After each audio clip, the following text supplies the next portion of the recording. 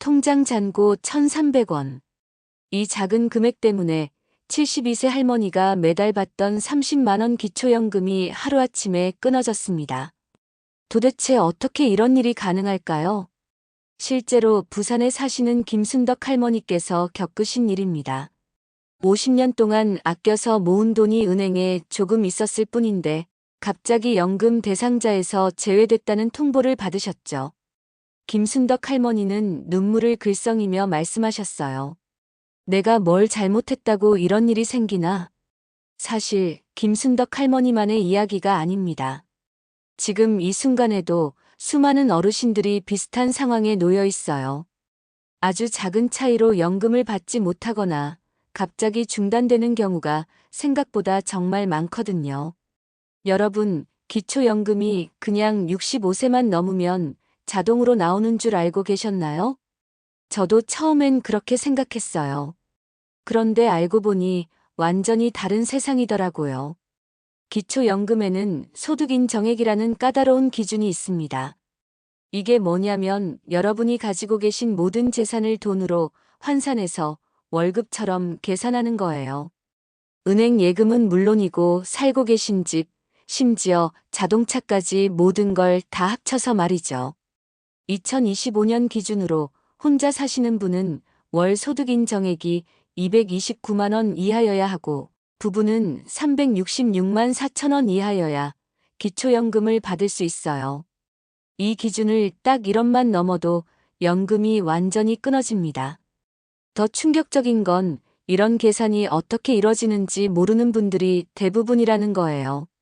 예를 들어서 통장에 5천만 원이 있다고 해보세요. 그럼 정부에서는 이분이 이 돈으로 한 달에 얼마씩 이자를 받겠구나라고 계산을 해요. 연 4% 이자를 받는다고 가정해서 월 소득으로 잡는 거죠. 집도 마찬가지예요. 3억 원짜리 집에 살고 계시면 지역별 공제액을 빼고 남은 금액에 대해서 역시 월 소득이 있다고 계산해요. 실제로는 집에서 한 푼도 나오지 않는데 말이죠. 그런데 정말 억울한 경우들이 너무 많아요. 자녀가 보험료 때문에 어머니 명의로 차를 산 경우 어머니가 운전도 못 하시는데 그 차가 어머니 재산으로 잡혀서 연금이 끊어지는 거예요. 또 시골에서 오랫동안 살던 집을 팔고 도시로 이사 온 경우도 마찬가지예요. 집 한 돈이 통장에 들어오는 순간 갑자기 부자가 된 걸로 계산돼서 연금이 중단되죠. 더 무서운 건 이런 변화를 정부가 실시간으로 다 안다는 거예요. 행복이음이라는 시스템이 국세청, 은행, 보험사와 모두 연결돼 있어서 여러분의 재산 변동을 즉시 파악해요. 그래서 신고하지 않아도 알 수 있고, 만약 자격이 없는데 계속 받았다면 나중에 받았던 돈을 모두 돌려내라고 할 수도 있어요. 오늘 여러분께 들려드릴 이야기는 바로 이런 복잡하고 까다로운 기초연금의 진짜 모습입니다. 어떤 재산이 어떻게 계산되는지, 어떤 실수를 하면 연금을 놓치게 되는지, 그리고 어떻게 대비해야 하는지 차근차근 알아보겠어요. 특히 많은 분들이 모르고 계신 함정들과 실제 사례들을 통해서 여러분이 똑같은 실수를 하지 않도록 도와드릴게요. 그럼 지금부터 소득인정액이 정확히 어떻게 계산되는지 하나씩 파헤쳐 보겠습니다. 첫 번째로 가장 기본이 되는 금융재산부터 살펴볼게요. 은행 예금, 적금, 주식, 펀드, 보험까지 현금화할 수 있는 모든 재산을 금융재산이라고 해요. 그런데 여기서 중요한 건 2천만 원까지는 기본 생활비로 인정해서 빼준다는 거예요. 예를 들어 통장에 3천만 원이 있다면 2천만 원을 빼고 1천만 원만 계산에 들어가는 거죠. 그럼 2천만 원을 어떻게 월소득으로 바꿀까요? 정부에서는 연 4% 이자를 받는다고 가정해요. 1천만 원에 4%면 1년에 40만 원이죠. 이걸 12개월로 나누면 월 3만 3천 원 정도가 나와요. 바로 이 금액이 여러분의 월소득에 추가되는 거예요. 겨우 3만 원이네 하고 생각하시면 안 돼요. 만약 통장에 1억 원이 있다면 어떨까요?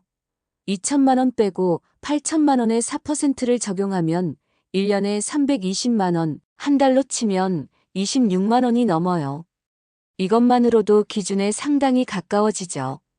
더 놀라운 건 여러분이 당장 쓸 수 없는 돈도 다 포함된다는 거예요. 보험 해약하면 나오는 해약 환급금, 펀드의 현재 평가액, 심지어 적금 중도 해지하면 받을 수 있는 돈까지 모두 계산에 들어가요. 실제로 대구에 사시는 박영수 할아버지 경우를 보면 30년 동안 넣어둔 보험이 있었어요. 해약하면 4천만 원 정도 나온다고 하더라고요. 할아버지는 그 보험을 해약할 생각이 전혀 없으셨는데 정부에서는 언제든 해약해서 쓸 수 있으니까 재산이다라고 본 거예요. 결국 그 때문에 기초연금을 못 받게 되셨죠. 이제 부동산 이야기를 해볼게요. 여러분이 살고 계신 집도 당연히 재산으로 계산돼요. 하지만 여기서도 지역별로 공제해주는 금액이 있어요. 서울, 경기, 광역시 같은 대도시는 1억 3,500만 원까지 빼줘요. 그 외 중소도시는 8,500만 원, 농어촌은 7,250만 원까지 공제해주죠. 예를 들어 서울에서 3억 원짜리 집에 살고 계시다면 1억 3,500만 원을 빼고 1억 6,500만 원이 계산 대상이 되는 거예요. 이 1억 6,500만 원에도 역시 연 4%를 적용해요. 1년에 660만 원, 한 달로 치면 55만 원이 소득으로 추가되는 거죠. 집에서 실제로는 한 푼도 나오지 않는데 말이에요. 그런데 여기서 정말 억울한 사례가 나와요. 인천에 사시는 최말순 할머니는 돌아가신 남편이 50년 전에 산 작은 집에서 혼자 살고 계셨어요. 그런데 그 동네가 재개발되면서 집값이 갑자기 5억 원으로 뛰었어요. 최말순 할머니는 눈물을 글썽이며 말씀하셨어요. 자동차도 마찬가지로 복잡해요. 차량 시세가 4천만 원을 넘으면 무조건 탈락이에요.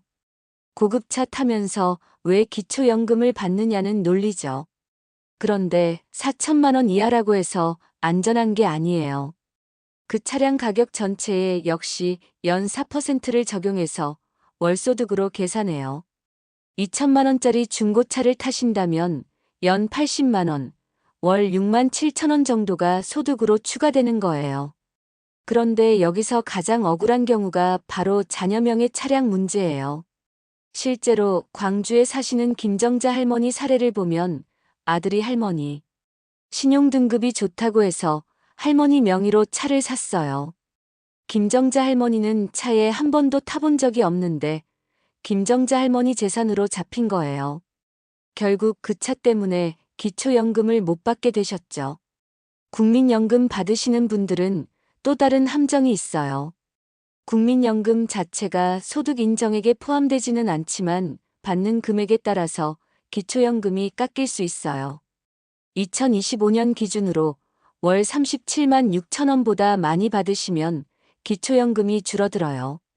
예를 들어 국민연금을 월 50만 원 받으신다면 기초연금 만액을 받지 못하고 일부만 받게 되는 거예요. 이걸 감액이라고 하는데 많은 분들이 모르고 계세요. 그런데 정말 중요한 건 이런 재산 변동 상황을 숨길 수 없다는 거예요. 정부의 행복이음 시스템이 은행, 보험사, 증권사, 국세청과 모두 실시간으로 연결돼 있어요. 여러분이 돈을 옮기거나 보험을 해약하거나 주식을 사고 파는 모든 내역이 즉시 파악돼요. 실제로 제주도에 사시는 이명기 할아버지는 아들이 용돈으로 준 1천만 원을 은행에 넣었는데 그 다음 달부터 소득 인정액이 올라갔다는 통보를 받으셨어요.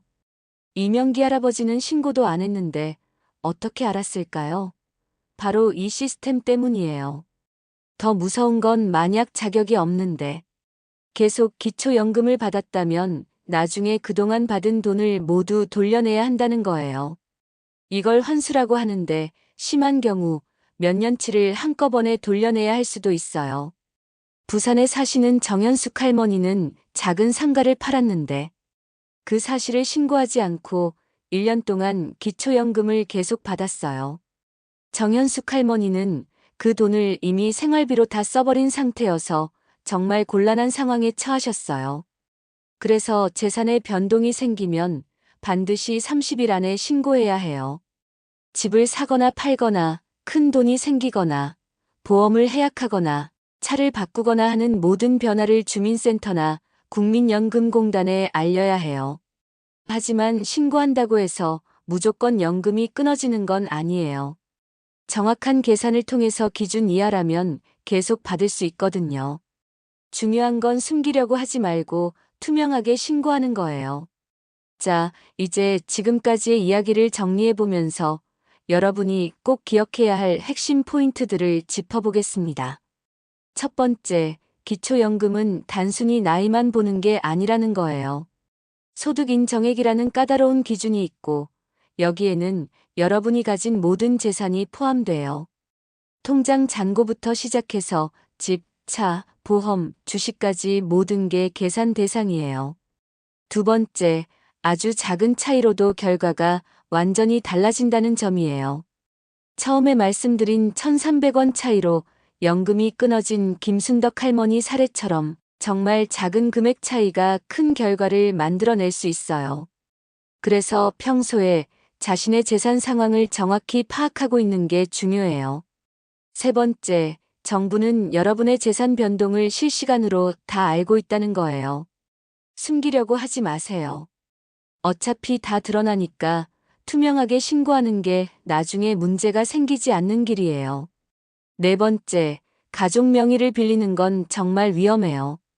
자녀가 보험료나 세금 때문에 부모님 명의로 뭔가를 하는 경우가 많은데 이게 나중에 독이 될 수 있어요. 명의자가 누구든 그 사람 재산으로 잡히니까 미리 잘 생각해 보세요. 다섯 번째, 집을 사고 파는 일이 있으면 특히 조심하세요. 집 판 돈이 통장에 들어오는 순간 금융 재산이 확 늘어나서 갑자기 기준을 넘을 수 있어요. 미리 계산해보고 대비책을 세워두는 게 좋아요.